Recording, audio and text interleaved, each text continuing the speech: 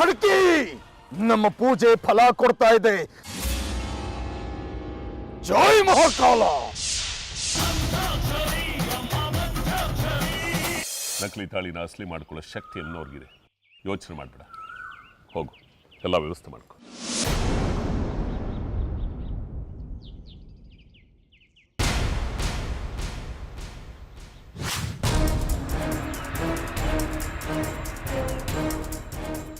ಬನ್ನಿ ದೇಶಿಕರೇ, ಪೂಜೆಗೆಲ್ಲ ಸಿದ್ಧತೆ ಮಾಡ್ಕೊಳ್ಳಿ.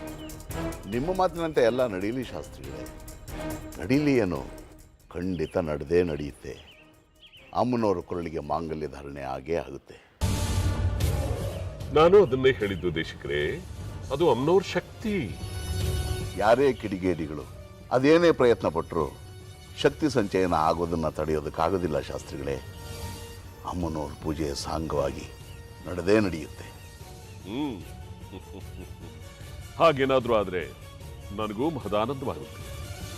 ಭಕ್ತಾದಿಗಳಿಗೆ ಇನ್ನೇನು ಬೇಕು ಹೇಳಿ, ಸಂಜೆ ಪೂಜೆಯಲ್ಲಿ ಸಿಗ್ತೀನಿ. ಕೊನೆಗೂ ನಿಮ್ಮ ತಪ್ಪನ್ನು ನೀವು ಒಪ್ಕೊಳ್ಳೋದಿಲ್ಲ ನೋಡಿ. ಅಮ್ಮನವ್ರ ತಾಳಿ ಕೈ ಹಾಕಿದ್ರೆ ಶಾಪ ತಪ್ಪಿದ್ದಲ್ಲ. ಪಾಪ ಸುತ್ಕೊಂಡ್ರೆ ನಿಮ್ಮನ್ನು ಸುಮ್ಮನೆ ಬಿಡೋದಿಲ್ಲ, ಹೇಳಿದ್ದೀನಿ.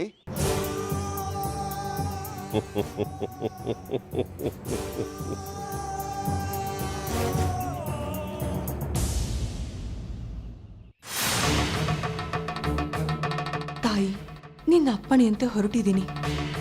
ದುಷ್ಟರ ಸುಳಿವು ಸಿಕ್ಕಿದೆ. ಜಾಗೃತ ಮಗಳೇ, ದುಷ್ಟರು ಶಕ್ತರಾಗ್ತಾ ಇದ್ದಾರೆ.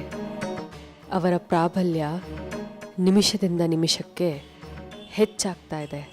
ದೇವಸ್ಥಾನದ ಸುತ್ತಮುತ್ತ ಶುದ್ರ ಶಕ್ತಿಗಳ ಸಂಚಾರ ಹೆಚ್ಚಾಗ್ತಾ ಇದೆ. ನಿನ್ನಂಥ ದೈವಿ ಶಕ್ತಿಯುಳ್ಳವರು ಈ ಶಕ್ತಿಗಳ ಸಮೀಪ ತುಂಬ ಹೊತ್ತು ಇರಬಾರದು. ಜಾಗ್ರತೆ ಇರಲಿ.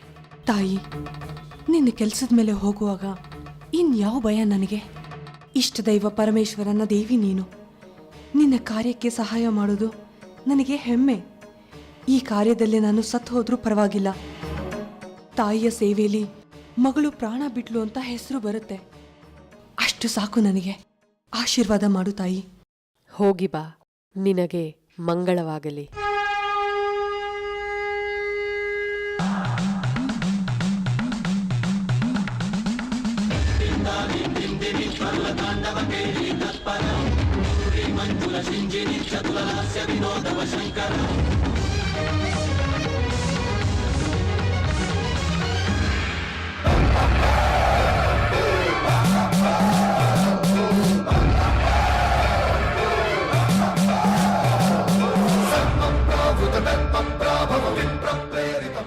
ಅಮ್ಮನವರ ಅನುಗ್ರಹದಂತೆ ದುಷ್ಟರನ್ನ ಸಂಹಾರ ಮಾಡಬೇಕು. ಇಬ್ರು ಇಲ್ಲೇ ಇದ್ದಾರೆ. ಅವ್ರು ನನ್ನನ್ನು ವಶ ತಗೊಳ್ಳೋ ಶಕ್ತಿ ನನಗೆ ಅನುಭವ ಆಗ್ತಿದೆ.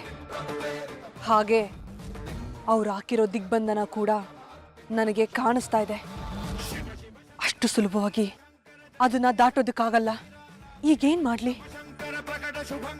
ಚಿಕ್ಕಮ್ಮನ್ನ ಕೇಳ್ತೀನಿ, ಅವ್ರಿಗೆ ಗೊತ್ತಿರುತ್ತೆ. ಚಿಕ್ಕಮ್ಮ, ಚಿಕ್ಕಮ್ಮ, ಚಿಕ್ಕಮ್ಮ. ಹೇಳು ಅಮೃತ. ಚಿಕ್ಕಮ್ಮ, ನಾನೀಗ ಚಕ್ರಾಪುರಿಗೆ ಬಂದಿದ್ದೀನಿ. ಅಮ್ಮನವರ ಅನುಗ್ರಹ ಆಗಿದೆ.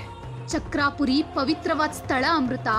ಶತಮಾನಗಳ ಇತಿಹಾಸ ಇದೆ ಆ ಜಾಗಕ್ಕೆ.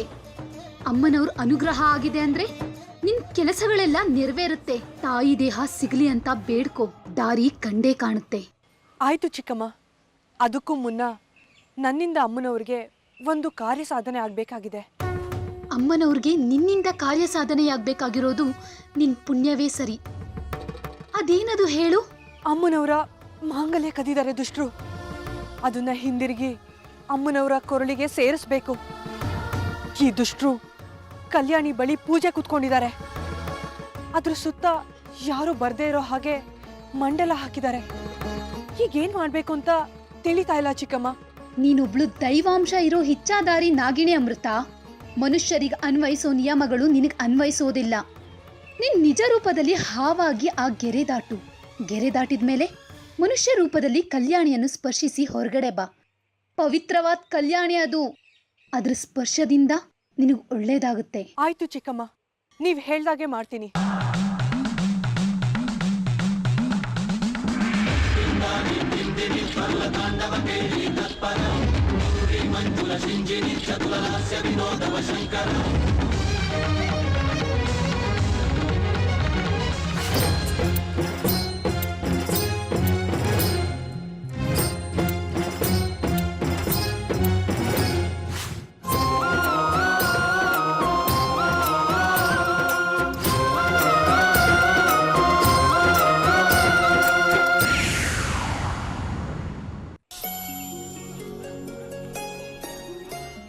ಏನು ಬಂಗಾರಿ, ನನ್ನ ಪರಿಸ್ಥಿತಿ ಹೀಗಾಗೋಯ್ತು.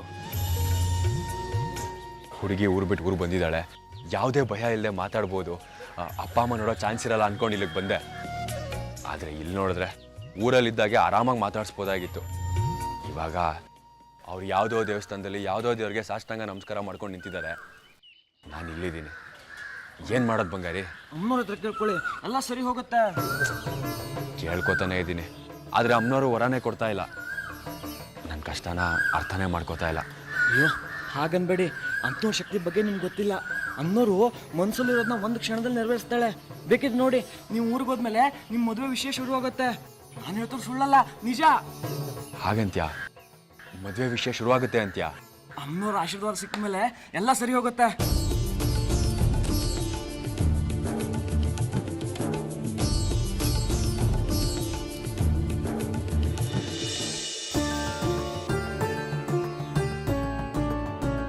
ಇಲ್ಲಿಗೆ ಬಂದಿದ್ದು ನಿನ್ನ ನೋಡಲೇಬೇಕು ಅಂತ ಸಂಕಲ್ಪ ಮಾಡಿಕೊಂಡು, ಜೊತೆಗೆ ಅಮೃತ ಅವರು ನನ್ನ ಬದುಕಲ್ಲಿ ಬಂದು ದೀಪ ಹಚ್ಚಬೇಕು ಅನ್ನೋ ಕಾರಣಕ್ಕಾಗಿ.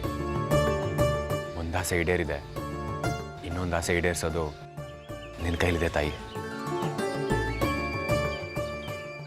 ತುಂಬ ಇಷ್ಟಪಟ್ಟಿದ್ದೀನಿ. ಅವಳಿಲ್ಲ ಅಂದರೆ ಬದುಕೇ ಇಲ್ಲ ಅಂತ ಅಂದ್ಕೊಂಡಿದ್ದೀನಿ. ಎಷ್ಟೋ ಕಷ್ಟಪಟ್ಟಿದ್ದೀನಿ, ನೋವು ಅನುಭವಿಸಿದ್ದೀನಿ. ಆದರೆ ಬದುಕಿದ್ರೆ ಅವಳ ಜೊತೆನೆ ಅಂತ ನಿರ್ಧಾರನೂ ಮಾಡಿದ್ದೀನಿ. ಎಲ್ಲರ ಮನಸ್ಸಲ್ಲಿರೋದನ್ನ ತಿಳ್ಕೊಂಡು ಅವ್ರ ಕೋರಿಕೆನ ಈಡೇರಿಸೋ ತಾಯಿ ನೀನು. ನಿನ್ನ ಮಗ ನಾನು. ನನ್ನ ಮಗನ ಮನಸ್ಸಲ್ಲಿರೋದು ಒಂದೇ, ಅವ್ರ ಜೊತೆ ಬದುಕಿ ಬಾಳ್ಬೇಕು ಅಂತ ತುಂಬ ಕನಸು ಕಾಣ್ತಾ ಇದ್ದೀನಿ. ಮಗನ ಕನಸನ್ನ ನನಸು ಮಾಡೋದು ತಾಯಿ ಕರ್ತವ್ಯ ತಾನೆ. ಕಷ್ಟ ಇರುತ್ತೆ, ಅನಿವಾರ್ಯತೆ ಇರುತ್ತೆ, ಏನು ಹೇಳ್ಕೊಳಕ್ಕಾಗ್ದಿರೋ ಪರಿಸ್ಥಿತಿ ಇರುತ್ತೆ. ಅಡೆತಡೆಗಳು, ಅಡಚಣೆಗಳು, ಯಾರ್ದೋ ಭಯ, ಏನೋ ಒಂಥರ ಆತಂಕ. ಇದನ್ನೆಲ್ಲ ಬಿಟ್ಟು ಹೇಳಬೇಕು ಅಂದರೆ ಅವ್ರನ್ನ ತುಂಬ ಇಷ್ಟಪಡ್ತಾ ಇದ್ದೀನಿ. ನಿನಗೆ ಎಲ್ಲ ಗೊತ್ತು, ನಾನೇನು ಹೇಳ್ಕೋಬೇಕಾಗಿಲ್ಲ. ಒಳ್ಳೆ ಹುಡುಗಿ, ತುಂಬ ಚೆನ್ನಾಗಿ ನೋಡ್ಕೋತೀನಿ. ನೀನು ನಂಬಿದ್ದೀನಿ.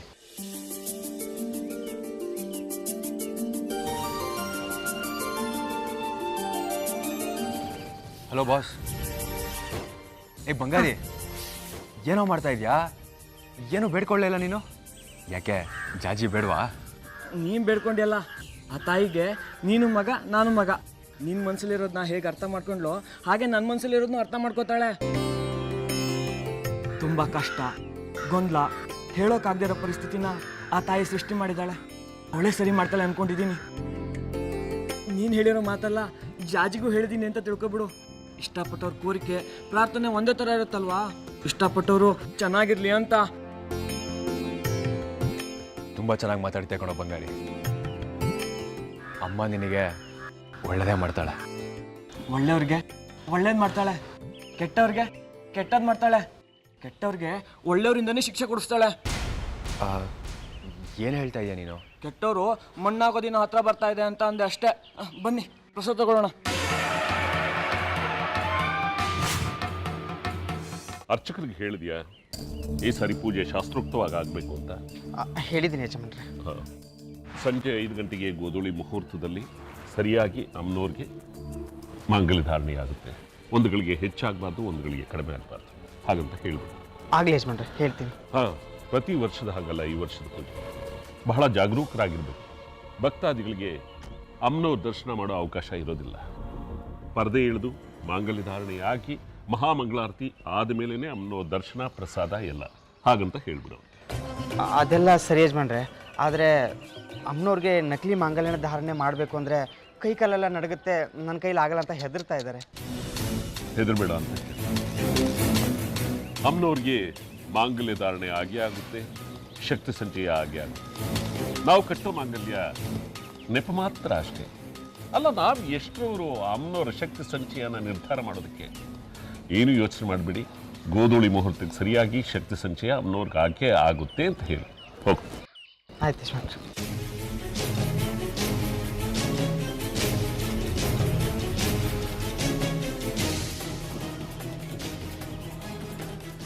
ಶಕ್ತಿನೂ ಇಲ್ಲ, ಮಣ್ಣು ಇಲ್ಲ. ಅಮ್ಮನವರೇ, ನಿಮ್ಮ ಶಕ್ತಿ ಪತನ ಆಗೋ ಕಾಲ ಹತ್ತಿರವಾಯಿತು. ನೋಡ್ತಾ ಇರಿ, ನಿಮ್ಮ ಕಣ್ಣು ಮುಂದೆನೆ ನಿಮ್ಮ ಶಕ್ತಿ ಹೇಗೆ ನಿಷ್ಕ್ರಿಯವಾಗುತ್ತೆ ಅಂತ. ಆಮೇಲೆ ಯಾವ ಪವಾಡನೂ ಇಲ್ಲ, ಯಾವ ಶಕ್ತಿನೂ ಇಲ್ಲ, ಬರೀ ಕಲ್ಲಷ್ಟೇ.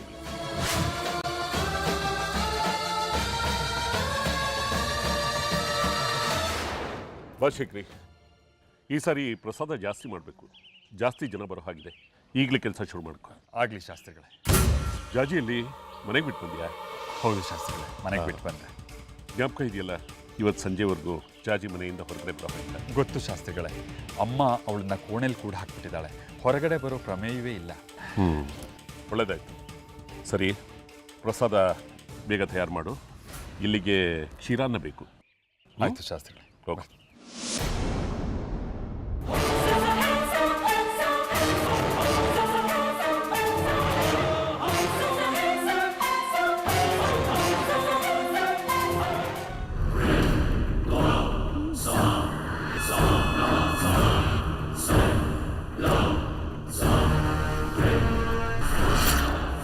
ಇನ್ನು ಪೂಜೆ ಮುಗಿಯೋ ಹೊತ್ತಾಯ್ತು.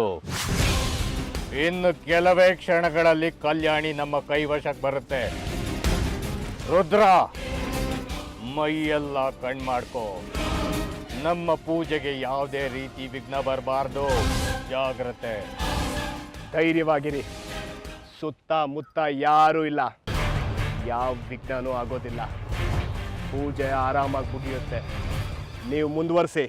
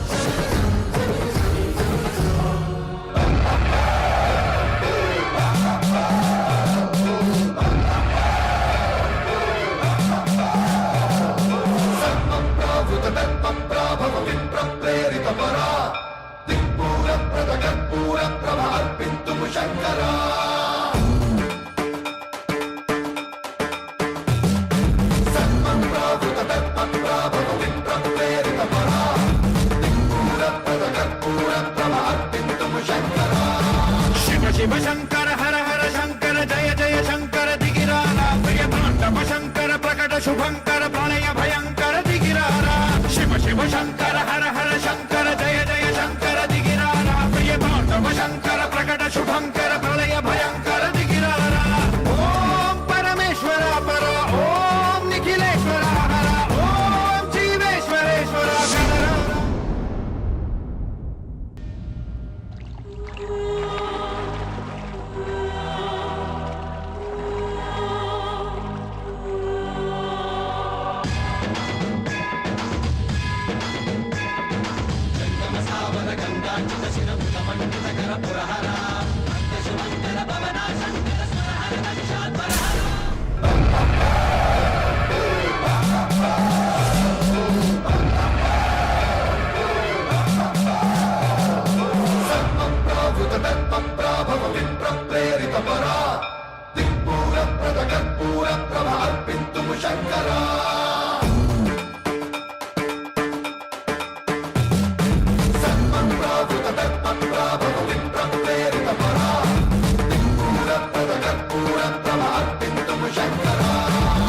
ಶಿವ ಶಂಕರ ಹರ ಹರ ಶಂಕರ ಜಯ ಜಯ ಶಂಕರ ದಿಗಿರಾಲ.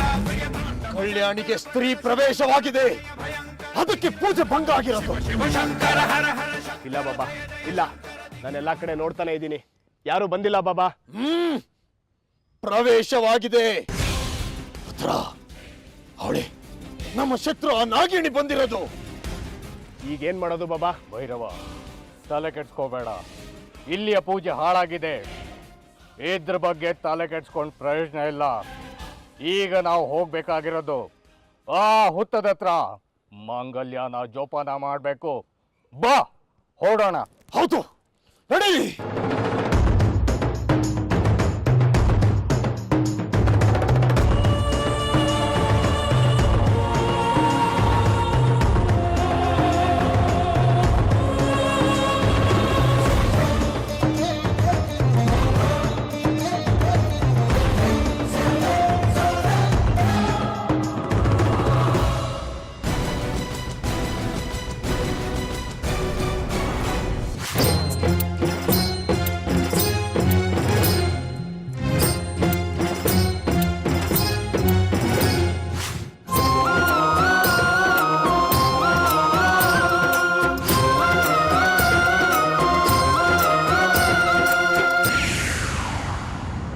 ಸಮಯ ಮೀರಿದರೆ ಅನಾಹುತವಾಗುತ್ತೆ.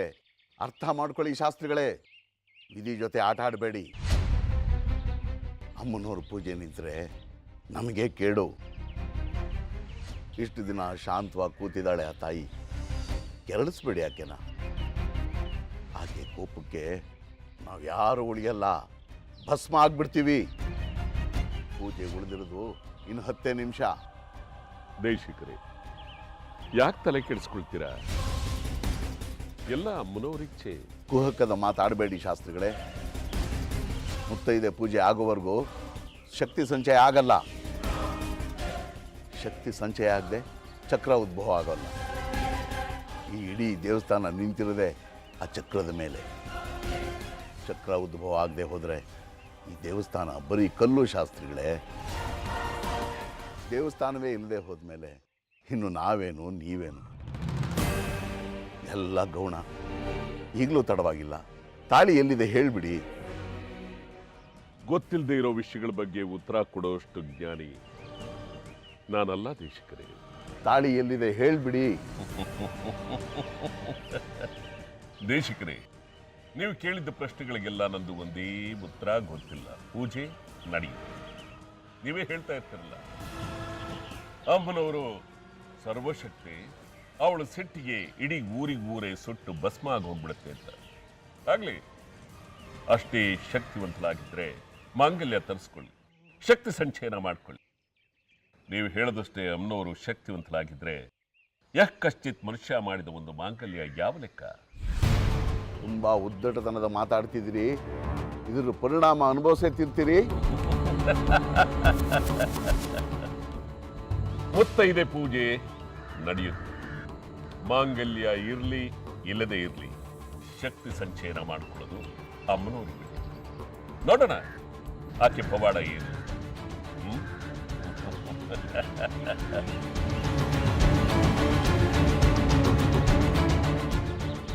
ಅಮ್ಮ ಜಗಜ್ಜನನಿ, ಸೃಷ್ಟಿನೇ ಎದುರು ಹಾಕೋಬೇಕು ಅಂತ ಹೊರಟಿದ್ದಾನೆ ಈ ಮನುಷ್ಯ. ಬೀಜ ಬಿತ್ತಿದ್ರೆ ಹಸಿರು ಬೆಳೆಯೋ ಈ ಭೂಮಿ, ಸಿಟ್ಟಾದ್ರೆ ಬೆಂಕಿ ಕಾರೋ ಜ್ವಾಲಾಮುಖಿ ಆಗುತ್ತೆ ಅಂತ ಮರ್ತಿದ್ದಾನೆ. ಎಲ್ಲ ನೀನೇ ನೋಡ್ಕೋಬೇಕು ತಾಯಿ, ನೀನೇ ನೋಡ್ಕೋಬೇಕು.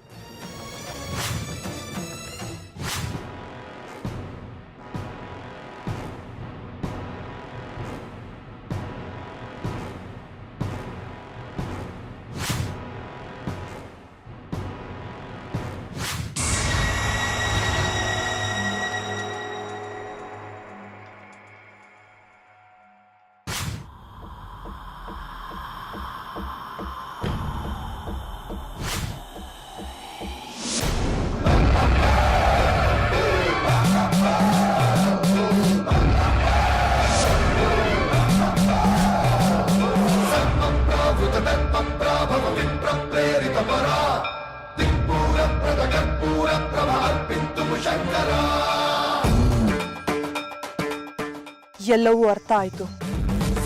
ಅಮ್ಮನವರ ಸೇವೆಯ ಭಾಗ್ಯ ನನಗೆ ದೊರಕಿದೆ. ತಾಯಿಯ ತಾಳಿಗೆ ಕೈ ಇಡೋ ಈ ದುರುಳರ ಸಂಹಾರದಲ್ಲಿ ನನ್ನದು ಪಾಲಿರ್ಲಿ.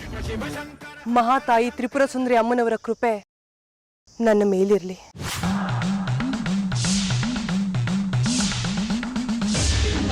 ಿಂದ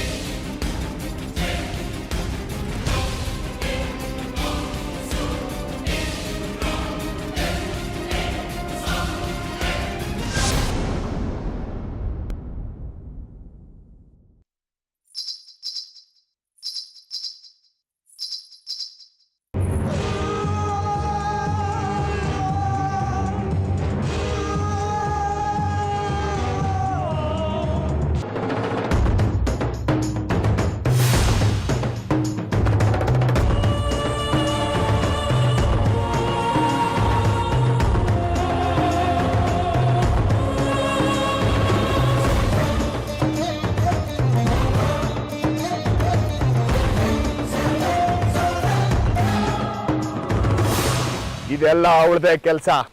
ಆ ನಾಗಿಣಿನೇ ಮಾಡಿರೋದು. ಅದು ಅಸಾಧ್ಯ. ನಾನು ಹಾಕಿರೋ ಮಂಡಲ ಅದು.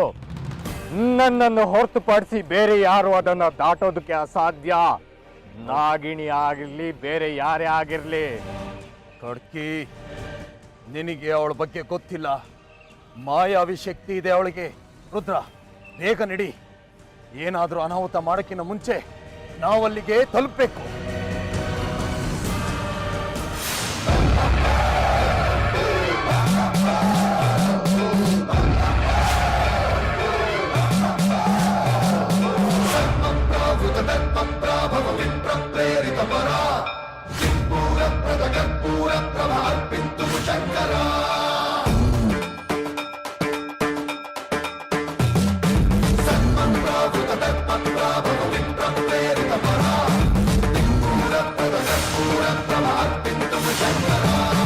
ಶಿವ ಶಿವ ಶಂಕರ ಹರ ಹರ ಶಂಕರ.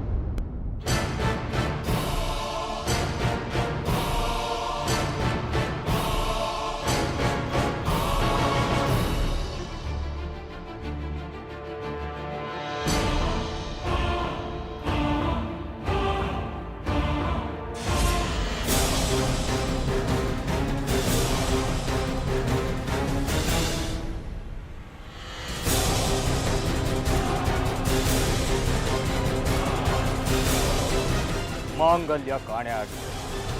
ನೀನು ಹೇಳಿದ್ದು ಸರಿ ಭೈರವ. ಇದು ಆ ನಾಗಿಣಿ ಅದೇ ಕೆಲಸ. ನಾವು ಮೋಸ ಹೋದ್ವಿ. ಇದು ಹೇಗೆ ಸಾಧ್ಯ?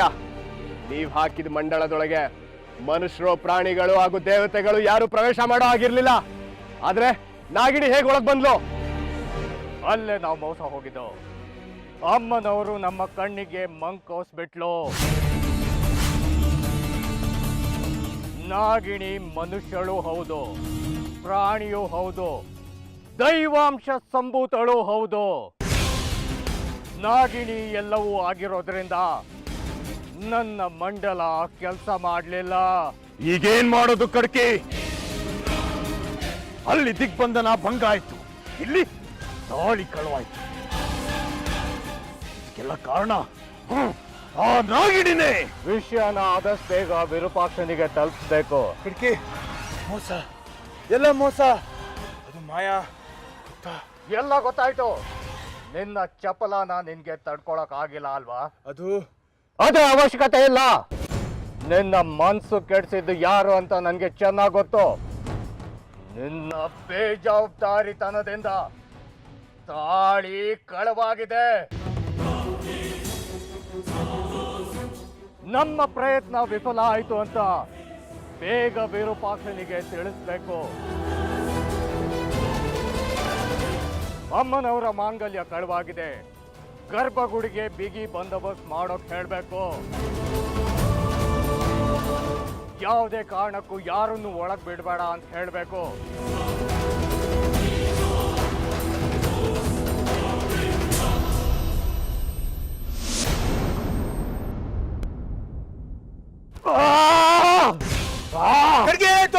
ಯಾರೋ ನನ್ನ ಕಾಲ್ ಹಿಡ್ದೆ ಹೇಳ್ದಂಗ ಆಗ್ತಿದೆ. ಮಾಂಗಲ್ಯ ಕಳ್ದೋದ್ ವಿಚಾರನ ವಿರೂಪಾಕ್ಷನಿಗೆ ತಿಳಿಸೋ. ಹೋಗೋ ಕಡ್ಕಿ, ಹೋಗೋ.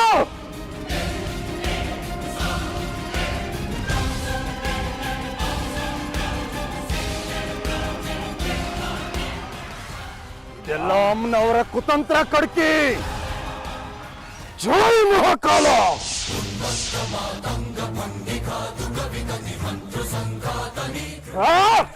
ಬನ್ನಿ ಹೋಗೋಣ.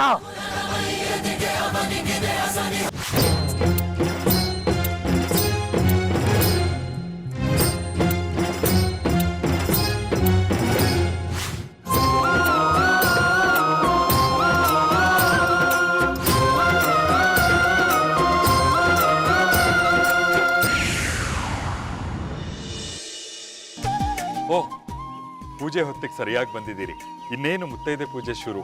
ಆದ್ರೆ ಅದನ್ನ ನೋಡೋ ಭಾಗ್ಯ ನಮಗಿಲ್ಲ. ಶಾಸ್ತ್ರಿಗಳ ಅಪ್ಪಣೆ. ಯಾವ ಭಾಗ್ಯ? ಸುಮ್ಮನೆ ಇರಿ. ತಾಳಿ ನಕಲಿ ಅಂತ ಗೊತ್ತಾದಾಗಿಂದ ಹೊಟ್ಟೆ ಉರಿತಾ ಇದೆ. ಅದು ನಿಜ.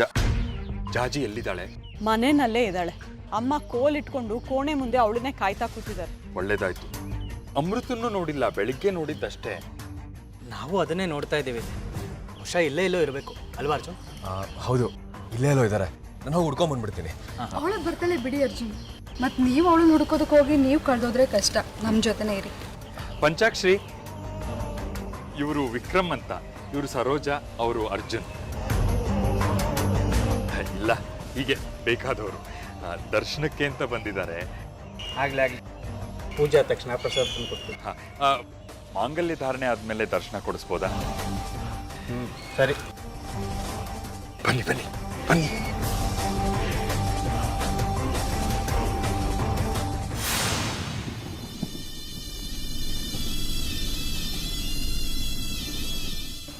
ವಿರೂಪಾಕ್ಷ, ಗೊತ್ತಾಯ್ತು ಕಡ್ಕಿ. ಮಾರಿಗುಡಿ ಎಲ್ಲ ವಿಷಯ ಹೇಳಿದ್ದಾರೆ. ಯಾರು ಬಂದಿಲ್ಲ ತಾನೆ? ಇಲ್ಲ, ಯಾರು ಬಂದಿಲ್ಲ. ನಾವು ತುಂಬ ಜಾಗೃತರಾಗಿರ್ಬೇಕು. ಅವಳು ಇಚ್ಛಾದಾರಿ ನಾಗಿನಿ. ಯಾವ ರೂಪದಲ್ಲಿ ಬೇಕಾದ್ರೆ ಬರ್ಬೋದು. ರುದ್ರ, ಯಾವುದಕ್ಕೂ ಒಂದು ಕಣ್ಣಿಟ್ಟಿರೋ. ಮುಹೂರ್ತಕ್ಕೆ ಇನ್ನು 10 ನಿಮಿಷ ಇದೆ. ಅಲ್ಲಿವರೆಗೂ ಕಾವಲಿದ್ರೆ ಸಾಕು. ಒಂದು ಸಾರಿ ನಕಲಿ ತಾಳಿ ಧಾರಣೆ ಆಗ್ಬಿಟ್ರೆ ಆಮೇಲೆ ಯಾರೂ ಏನೂ ಮಾಡೋದಕ್ಕಾಗಲ್ಲ. ಶಕ್ತಿ ಸಂಚಯನ ಆಗೋದಿಲ್ಲ ಅಮ್ಮನವ್ರಿಗೆ. ಸರಿ, ನಾನು ಭೈರವ ರುದ್ರ ಕಾವಲ್ ನಿಂತ್ಕೋತೀವಿ. ವಿರೂಪಾಕ್ಷ, ನೀನು ಪೂಜೆ ಮುಗಿಸ್ಕೊಂಡು ಬಾ. ಯಾವುದೇ ಕಾರಣಕ್ಕೂ ಸೋಲಾಗಬಾರ್ದು. ಅಮ್ಮನವ್ರಿಗೆ ಗೊತ್ತಾಗಬೇಕು ನಮ್ಮ ಶಕ್ತಿ ಎಷ್ಟು ಅಂತ.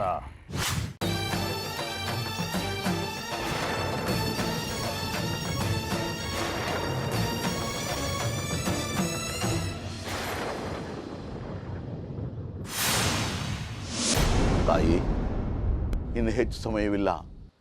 ಏನಾದರೂ ಪವಾಡ ನಡೀಲಿ. ಆದರೆ ದುಷ್ಟರ ಕೈ ಮೇಲಾಗೋದಕ್ಕೆ ಮಾತ್ರ ಬಿಡಬೇಡ ತಾಯಿ. ನಿನ್ನನ್ನೇ ನಂಬಿರೋ ಸಾವಿರಾರು ಜನ ಭಕ್ತರಿದ್ದಾರೆ. ಕೈ ಬಿಡಬೇಡಮ್ಮ. ನೀನೇ ದುಷ್ಟರಿಗೆ ಗೆಲ್ಲೋದಕ್ಕೆ ಬಿಟ್ಬಿಟ್ರೆ ಇಡೀ ಪ್ರಪಂಚನೇ ಅಲ್ಲೋಲ ಕಲ್ಲೋಲವಾಗುತ್ತೆ. ಜನರಿಗೆ ದೇವರಲ್ಲಿ ಇಟ್ಟಿರೋ ನಂಬಿಕೆನೇ ಹೊರಟೋಗುತ್ತೆ. ಹಾಗಾಗೋದಕ್ಕೆ ಮಾತ್ರ ಬಿಡಬೇಡ ತಾಯಿ.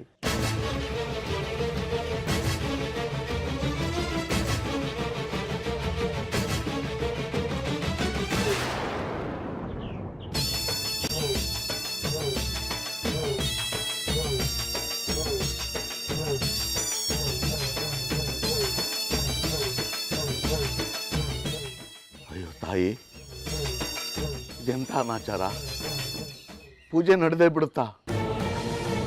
ನಕಲಿ ಮಾಂಗಲ್ಯ ಧಾರಣೆ ಮಾಡೇ ಬಿಡ್ತಾರ ಈ ದುರುಡರು? ಅಮ್ಮ ತಾಯಿ ಜಗಜ್ಜನನಿ, ಎಲ್ಲಿದೆಯಮ್ಮ?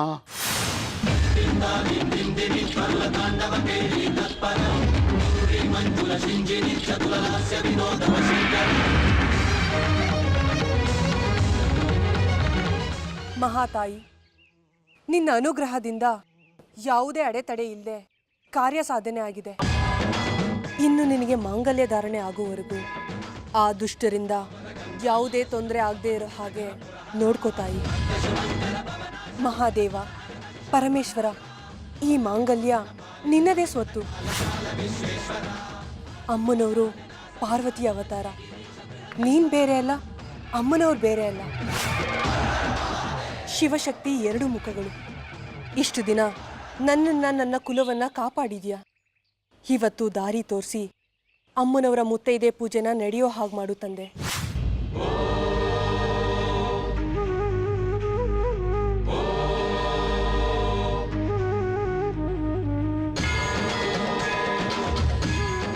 ಒಳಗಡೆ ಯಾರನ್ನು ಬಿಡಬೇಡಿ, ಜಾಗ್ರತೆ. ಪಂಚಾಕ್ಷರಿಯಲ್ಲಿ ಗೊತ್ತಿಲ್ಲ. ನೀವು ಹೋಗೆಲ್ಲ ಸಿದ್ಧತೆ ಮಾಡ್ಕೊಳ್ಳಿ. ಹೋಗಿ. ಈ ಪಂಚಾಕ್ಷರಿಯಲ್ಲಿ ಹೋಗ್ಬಿಟ್ಟ ಪೂಜೆಗೆ ತಡವಾಗುತ್ತೆ, ಪೂಜಾ ಸಾಮಗ್ರಿಗಳು ತಮ್ಮ ಅಂತ ಹೇಳಿದೆ. ಪತ್ತನೆ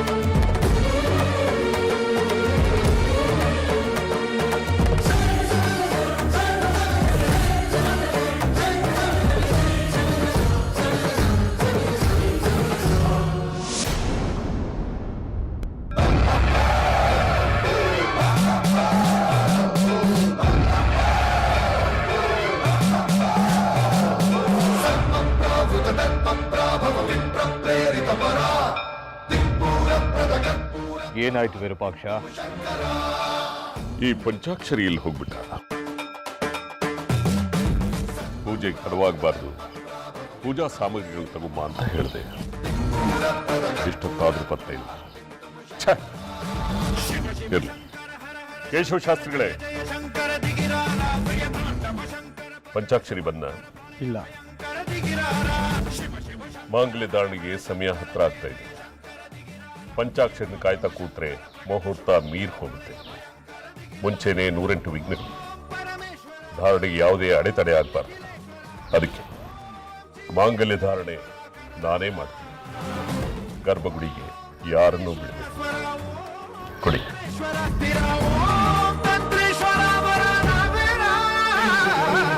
ಶಿವ ಶಂಕರ ಹರ ಹರ ಶಂಕರ ಜಯ ಜಯ ಶಂಕರ ನನಗೆ ಯಾರ ಮೇಲೂ ನಂಬಿಕೆ ಇಲ್ಲ. ಅದಕ್ಕೆ ನಾನೇ ಧಾರಣೆ ಮಾಡ್ತಾ ಇದ್ದೀನಿ. ಯಾರು ಯಾವ ರೂಪದಲ್ಲಿ ಬರ್ತಾರೆ ಅಂತ ಗೊತ್ತಿಲ್ಲ. ನೀನು ಹೇಳೋದು ಸರಿ ವಿರೂಪಾಕ್ಷ. ನೀನು ಹೋಗು, ನಾನು ಭೈರವ ಕಾವಲು ನಿಲ್ತೀವಿ. ಜಾಗ್ರತೆ.